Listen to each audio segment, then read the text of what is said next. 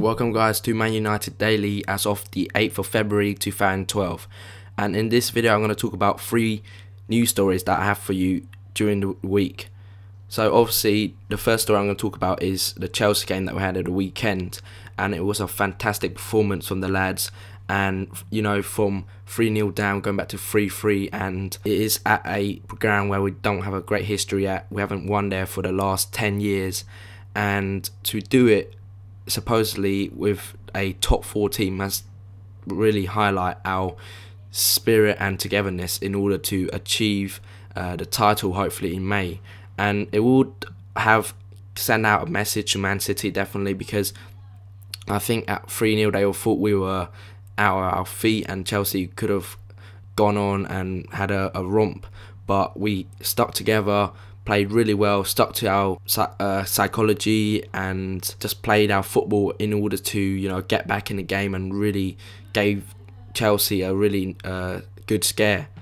And obviously a lot of people said that is a 2-point drop because of how well we played, and I do agree to that to a certain extent, but you know, being 3-0 down at a ground where we haven't done well in recent times is a point gain in my opinion. And remember guys, that Man City didn't get a point there when they were 1-0 up, so I think that's more of a point gain, and you know, you don't know how vital that will be at the end of the season in May. Now we are 2 points behind City, and you know, with the boss saying that in March or April, if we're still within touching distance, I mean 3 points, then it's anyone's game, and we probably have an advantage if that was the case, and we're only 2 points behind. So Man City from now to the end of the season will not have a perfect record, I can assure you of that. And you know, when they lose, we're ready to pounce on their tail, so it's a great position for us to be in. Also, again, that save from David De Gea, what a save it was. I mean, I was, like I said in my blog post on Tumblr, I was rushing with excitement when it was the free kick, because I know Mata is a great delivery and taker of dead ball situation, and what a free kick it would have been upset for David De Gea, and I had to give him a lot of praise for his performance on Sunday. Even though he flapped out a few crosses, overall I thought his performance was a lot better than in recent weeks, and yeah, I do have a lot to credit to give to him for keeping us at 3-3. And lastly about this section, Paul's goals, proving everyone wrong, and still he has got it. When he came on for Rafael, he dictated a play and really played the ball into our hands with his great possession, and rarely enough, it was a Paul Scholes tackle that led to one of the chances. So who thought we would see one of those, I mean, when he returned, but we did, and credits for Paul Scholes for keeping himself fit and in the right mental state and condition in order to compete at a top level still at his age. So great credit to Paul Scholes there. Next story, Berbatov. It has revealed that Berbatov wanted to leave in January but is willing to stay, because we do have a clause in his contract where he can extend it for an extra season, enabling us not to let him go in the summer for free. And obviously it has been a very frustrating season for Berbatov with the emergence of Danny Welbeck in the first team, and I think that Berbatov is a great team player to have, because you know, against the so-called lesser side he does get his share of goals, and he's proven that this season again with, you know, performances against Blackburn, Fulham, etc. And so I do think Berbatov is a quality player to have in the squad still.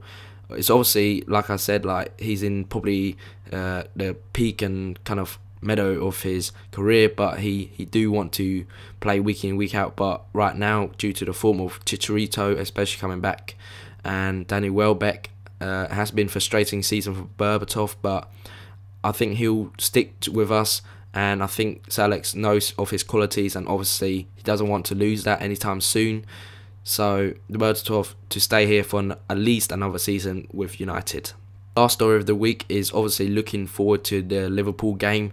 It's a vital game for us because of this difficult spell that we have coming up as well. Liverpool, Norwich, and then Tottenham away.